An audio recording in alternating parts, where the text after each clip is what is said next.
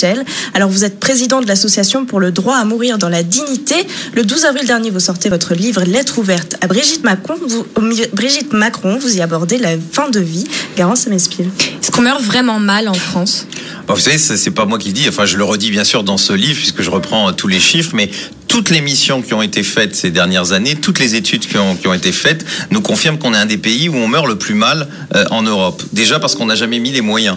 Vous savez, on met beaucoup d'argent pour le début de la vie, et tant mieux, il faut surtout pas enlever ça. On a un exemple d'ailleurs dans ce domaine-là, ce qui peut expliquer d'ailleurs notre taux de natalité. Par contre, à la fin de la vie, on a l'impression qu'on n'est plus un citoyen. Vous savez, dès que vous franchissez la porte d'un hôpital, vous n'êtes plus un citoyen à part entière et on n'y met pas l'argent. Et ce qui fait que quand même en France, il faut quand même le savoir, on nous parle sans arrêt des soins palliatifs. Il faut savoir que seulement de 20 à 25% des gens peuvent aller dans une unité de soins palliatifs. En gros, c'est une loterie, quoi. Il faut tomber au bon moment, il faut avoir des relations, puis alors d'une inégalité totale. Vous savez que on a beaucoup parlé de la Guyane, qui quand même a un certain nombre d'handicaps. En Guyane, il n'y a même pas une unité de soins palliatifs. Saint-Pierre et Miquelon, dont on parlait il y a quelque temps, ils n'ont même pas un lit de soins palliatifs. Vous vous rendez compte quand même ? Et donc, on a beaucoup parlé. Malheureusement, on n'a jamais mis les moyens. Et il ne faut pas s'étonner qu'on meurt mal en France, que l'acharnement thérapeutique continue et qu'on meurt dans des conditions difficiles dans notre pays. C'est des paillettes finalement ce qu'on fait en France. On parle beaucoup de la fin de vie en disant que c'est formidable, etc. Et finalement, pas du tout.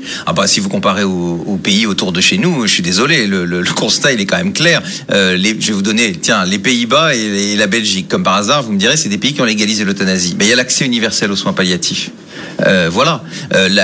L'Angleterre, qui a pourtant un système de santé qui est quand même pas terrible. Franchement, je préfère notre système de santé. Mais sur la question de la fin de vie, les soins palliatifs sont beaucoup plus développés. Ils ont été d'ailleurs les premiers à les développer. Pourquoi on est aussi en retard en France ? Parce qu'on met pas d'argent, parce que d'abord il y a une espèce de malaise chez les hommes politiques, et ça a souvent été des hommes politiques qui sont occupés de ça, qui aiment pas parler de la mort et des questions de santé. Ils confient ça souvent d'ailleurs à des espèces de techniciens, à des médecins. Et puis voilà, on est dans cette situation qui est quand même une situation mauvaise, qui fait quand même que en 13 ans, vous vous rendez compte, en 13 ans, on a eu 3 lois. 3 lois Leonetti, en plus c'est toujours le même qui fait les lois, que ce soit les gouvernements de droite ou de gauche. On a une loi en 2005, une loi... Elle n'est pas suffisante cette loi Leonetti ? Écoutez, si elle était suffisante, pourquoi ce débat serait toujours relancé ? Pourquoi on en serait aujourd'hui à avoir un débat citoyen où la plupart des gens qui interviennent disent que c'est horrible ? Vous savez, moi je suis toutes les semaines, je fais 1 à 2 réunions en province. Et les gens viennent certes pour m'écouter, mais ils viennent surtout pour parler. J'étais encore il y a quelques jours à Arles, mais je peux vous dire c'est déchirant. Quand les gens viennent vous raconter la mort de leurs proches, c'est affreux. Et quand vous voyez certaines personnes qui sont en fin de vie, qui savent qu'ils vont mourir étouffés, qui vont mourir dans des conditions difficiles, venir dire leurs angoisses et de voir que la seule chose que propose la loi Leonetti, c'est quoi ? C'est la sédation terminale. On vous endort, vous n'allez jamais vous réveiller. D'ailleurs, vous me direz quelle est la limite avec l'euthanasie ? La limite, c'est que nous, les gens, ils s'endorment et ils meurent en quelques minutes entourés des leurs. Là, ça peut durer 3 semaines. Si vous êtes très jeune. C'est faire durer une agonie ?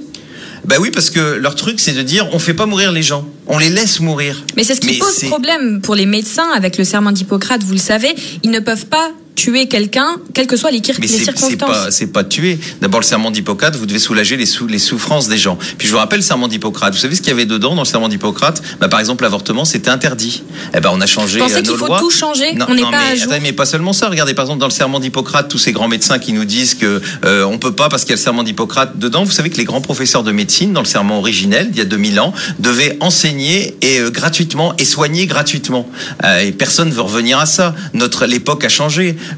Avant, par exemple, on ne pouvait pas faire d'opération de la vessie. C'était interdit par le serment d'Hippocrate. Parce qu'à l'époque, c'était un charcutage. Depuis, on a trouvé des solutions. Et heureusement pour celles et ceux qui en ont eu besoin. Le serment d'Hippocrate, ça peut pas être sans arrêt le prétexte d'un truc qui a été écrit il y a 2500 ans.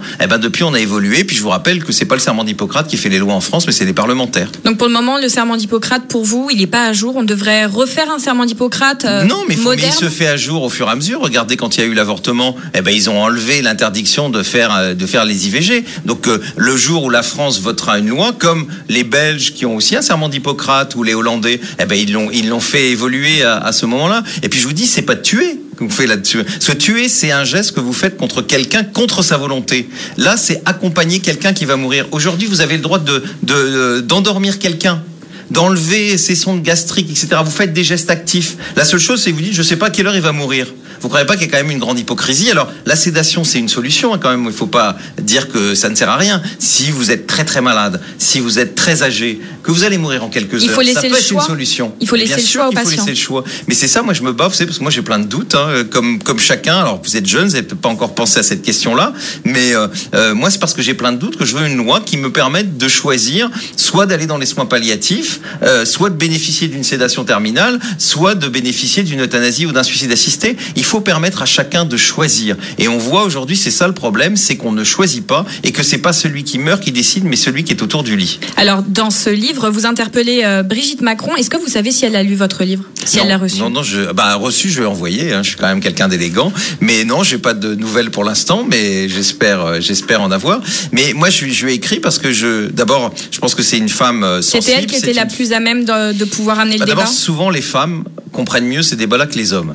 Comme je risquais pas d'écrire à la ministre de la Santé parce qu'elle est contre et qu'elle ne respecte même pas le débat citoyen qu'on a aujourd'hui, parce que c'est quand même, il y a un débat citoyen sur d'autres questions d'ailleurs, mais notamment sur la fin de vie jusqu'au 30 avril. Et on a une ministre de la Santé qui tous les mois, toutes les semaines, nous dit dans un média qu'elle est contre. Donc ça serait quand même peut-être bien qu'elle laisse quand même les Français s'exprimer.